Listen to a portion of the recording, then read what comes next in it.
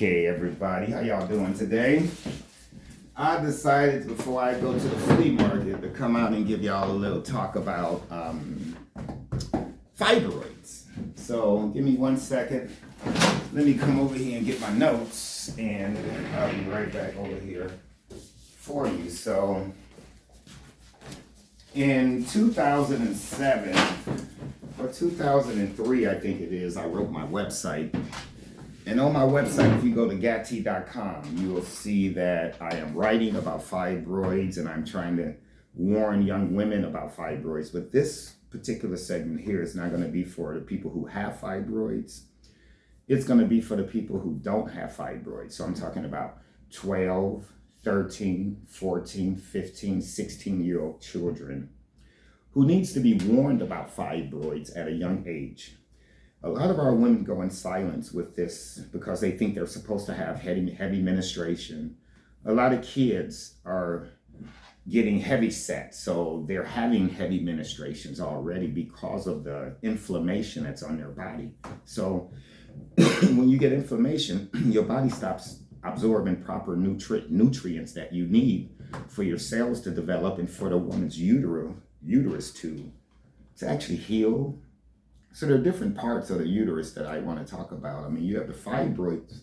Usually they'll sit on top or either on the side or either on this side. So I'll give you an example. If this is pretty much the uterus coming down, you have a fibroid here at the top, you have a fibroid here on the side, you have a fibroid here. Uterine artery, I should say. The arteries get obstructed because there's too much blood into the uterus at one time. So I try to explain to the children that your heart works every day, all day, so it can get proper nutrition from what you put in your mouth.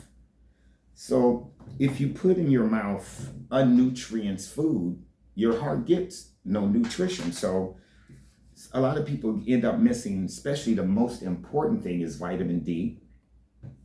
Next thing I would say is, let me say I wrote down a couple of things like iron, zinc, calcium, nitrogen,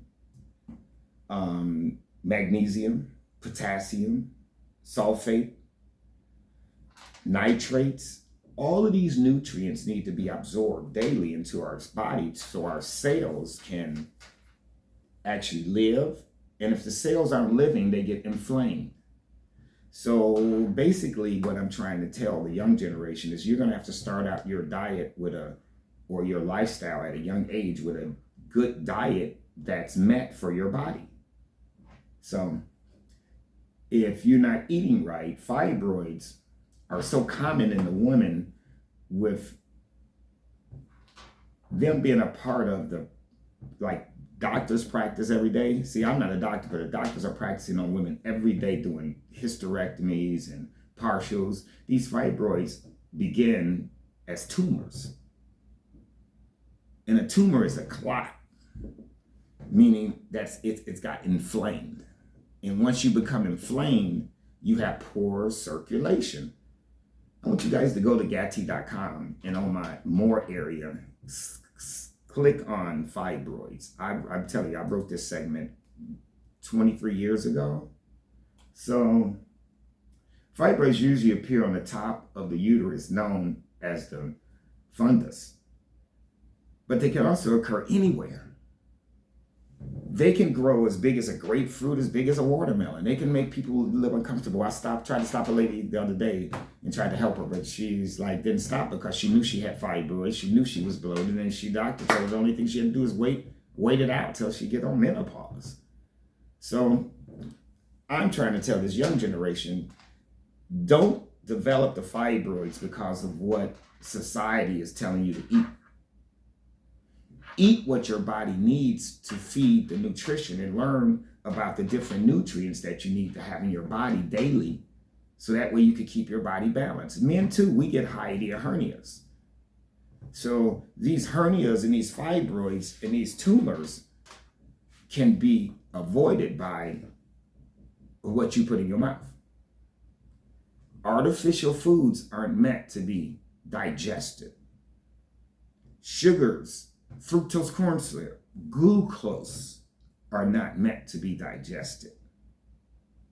So we have a lot of work to do for the young people because they advertise every day these fast foods and these things where this, what they call it, the fry cooker or whatever you guys are using, fast fry or something.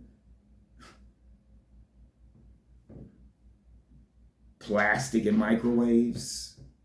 There's a lot of things you're going to do to change your life so you don't have to suffer. And I want you young children who are listening to me, or you older children, to go explain to your 14 and 15-year-olds about fibroids. Do not let them get 18, 19, and 20 and 26 and then find out they have fibroids and they never heard of them.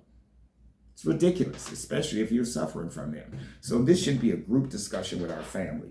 So there are several different procedures that people do for fibroids. Fibroids, hysterectomy, and they do a partial removal of the uterus. Abdominal incisions are like, so it's better to keep yourself together. And let me tell you this, overall health comes from regulation. And if you keep yourself regulated, a lot of our women are constipated at a young age. Every time I'm out there at the flea market, I'm talking about IBS, acid reflux, GERD, locked bowels, you call it whatever you want. But if this digestive system is not free of air, you're going to get all kinds of diseases that starts with inflammation. Remember, there's two things a human body cannot handle. That's air and water. So when you wake up in the morning, don't worry about how hot or cold it is. Worry about what the precipitation, the humidity, the dew, the rain, the snow. Worry about what that is in the air, atmosphere, because that's going to tell you about how much retention of inflammation you'll be getting that day. And what I teach people is to regulate by burping, of course. I teach you to burp. First rule of life, feed the baby, then burp the baby. If you can't burp yourself, then you already know you're sick. Teach your kids to burp. Don't tell them to say, excuse me, after burping anymore. I teach all the time. I got to correct. You got immigrants that come here. You even got white people saying, excuse me, after burping now. They don't know that black people had to say, excuse me, after drinking out of a water fountain, looking at white people in the eye, walking on the wrong side of the road or the street, eating in different restaurants, and burping and passing gas. We've been free a long time. You should stop teaching your grandbabies to say, excuse me, after burping. And if you don't burp, you imprison yourself to get sick. That's called colic. Colic simply means that you have gas on your stomach and you're bloated. The symptoms of colic is lethargic. Black people named it itis, but it's called lethargic. And when you get lethargic, that means you're deathly sick. That means you eat and get tired, you sleep and wake up tired, you get irritable, easily angered, short patient. Who wants to have itis? So if you've ever said you have itis in your life, just equate it to you putting gas in the car and it doesn't start. You are broke.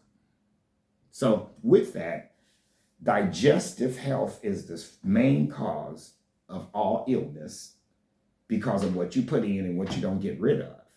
Now, once you put in bad and don't get rid of bad, it imprisons the body with inflammation because now you're going to have, you're swallowing air and you're not getting rid of the air. So not getting rid of the air, what it'll do is it'll rot anything that it sits still in. So if you leave food in the air, it'll rot.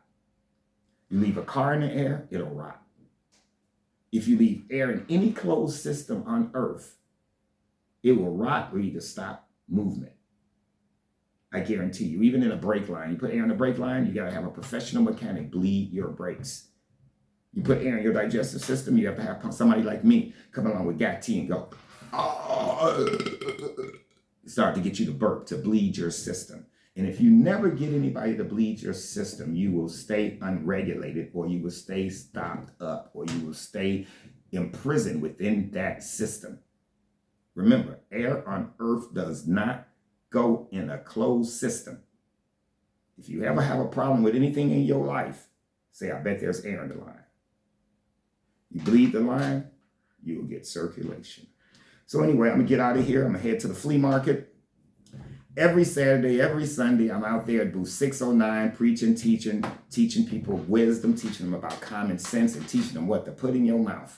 All right, guys, I'm making my oatmeal this morning. I'll have my glass of orange juice, and I'll see you in a little bit. Come on out to booth 609. I'm out here every Saturday, every Sunday, especially today. God bless you all, and y'all have a blessed day. And you know something? Share this with your kids, because we're talking about stuff that affects their life daily, especially when you get older. And don't wait till you get on menopause and talk about it'll wait it out. Get rid of those fibroids by shrinking them. Get you some detox teas like GAT tea. Get you something to get rid of the inflammation. Get you something to get good circulation. I have plenty of testimonies out there about what GAT tea has done for fibroids. Look into it. I'm on YouTube, I'm on Facebook, and I'm trying to get on that TikTok.